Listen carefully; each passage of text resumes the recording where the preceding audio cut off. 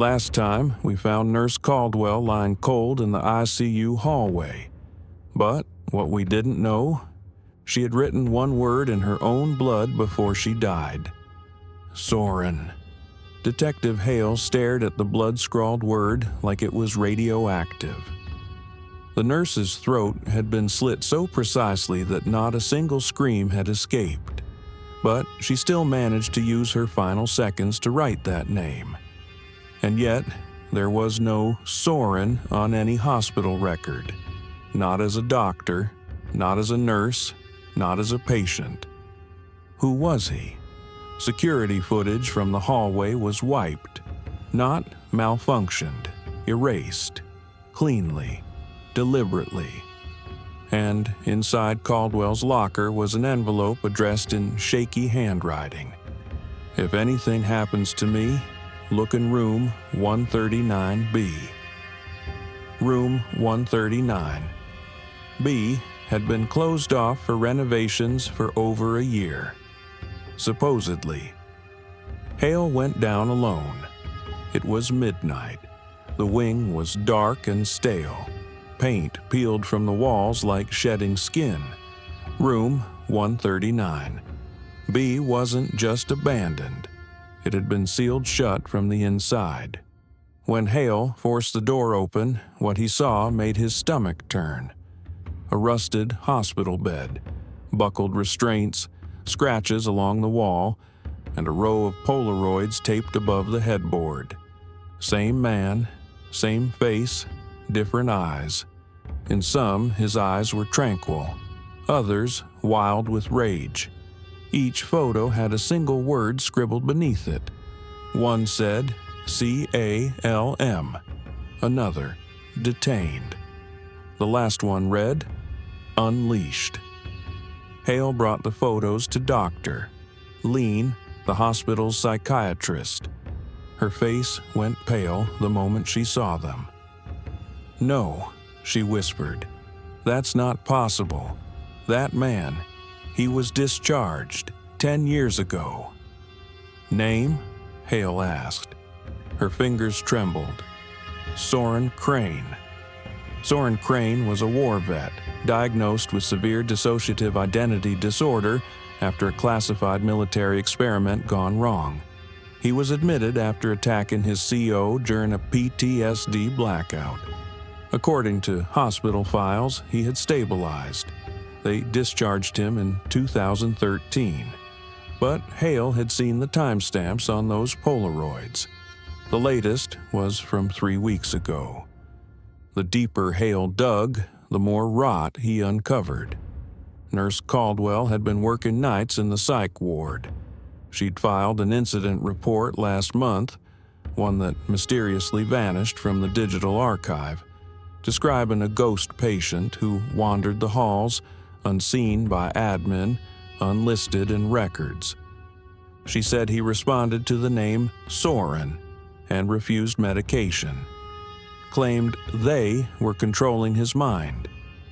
When asked who they were, he replied, MKB-13. They made me forget, but I remember now. Dr. Lean finally cracked. She confessed Caldwell had confided in her just days before her death. She said someone was drugging patients without logging the prescriptions, Leanne admitted, and that a male patient kept being wheeled in and out during shift changes, but no one knew who authorized it. What was in room 139B? Leanne shook her head. That room's been unofficially used for high-risk isolation, the kind we don't report to insurance. Hale broke protocol and subpoenaed old hospital archives, physical files locked in basement storage. There, he found Caldwell's original report, tucked between 2 outdated MRI logs. And attached was something worse, a consent form, signed by Soren Crane, thumbprint match. Date, January 2009.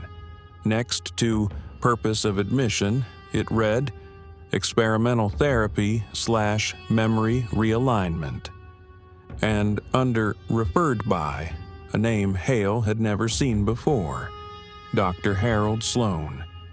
But he had heard whispers. A disgraced government psychiatrist who'd vanished after a human rights inquiry in 2010. Hale pulled Soren's original discharge record. It looked clean. Too clean. Discharged to home care, stable, psych eval passed. But on the back, in faded pencil, was a number, MKB13. At first, Hale thought it was a room number or case ID, until he Googled it. And what came up wasn't a hospital wing. It was a classified military research lab, shut down in 2002 for illegal neurological experiments. This was no longer just a hospital case. It was something darker. Hale reached out to Caldwell's sister, who shared her final voicemail. It was just 5 seconds long. Static. Then her voice, trembling. "I saw him again. He's not supposed to exist." Then a whisper in the background, barely audible. "They'll bury this too."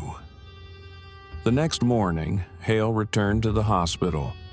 139B had been sealed again, welded shut. And Dr. Lean, she was found dead in the stairwell, apparent suicide. But no one heard a fall. No one heard a scream. And the CCTV feed? Gone. Again. Before Hale left, he checked Caldwell's last work tablet. Buried in a folder labeled Recipes was a recording. Caldwell's voice. "This isn't schizophrenia. It's induced. They're dosing him, programming him, like a machine with a trigger word. And I think he's not the only one." Click. Next audio file. MKB13 never shut down. It just moved. Right here, under our feet. Hale drove out of town, stopped at a rest area, called dispatch. "I need a federal contact. Something's wrong with this place. It's not just one missing patient, it's a..." The line cut out. The power died in the building. Every light, every socket, dead. Then the landline in his hand clicked. A voice whispered through the static, "You're not supposed to remember." He looked out the window. A man in the hospital scrubs was standing across the lot. Still, unmoving, no eyes, just a stitched surgical mask across his face. Then the lights exploded back on. And he was gone. Hale drove back to the hospital in the dead of night, broke into records. He found Caldwell's full patient surveillance logs, notes on disappearances, drug shipments that never existed, and at the bottom, a transfer request, signed 3 days ago. Discharge complete. Patient transferred to MKB13. But it wasn't addressed to a hospital. It was labeled USGOV-classified-sublevel 4. He lifted the last page. Then the lights cut out. Emergency power flickered red. The phone in his hand, dead. Then he heard the sound. Metal dragging, a gurney. Being rolled closer. Closer. A whisper behind him. "You're not supposed to see this." As Officer Hale lifted the final sheet of hospital records, a word in the margin stopped him cold. Scribbled in red ink, barely legible, "Discharge complete. Patient transferred to MKB13. He blinked. MKB13? That wasn't a hospital wing. It was a shut-down government facility, and it had been sealed for over 2 decades.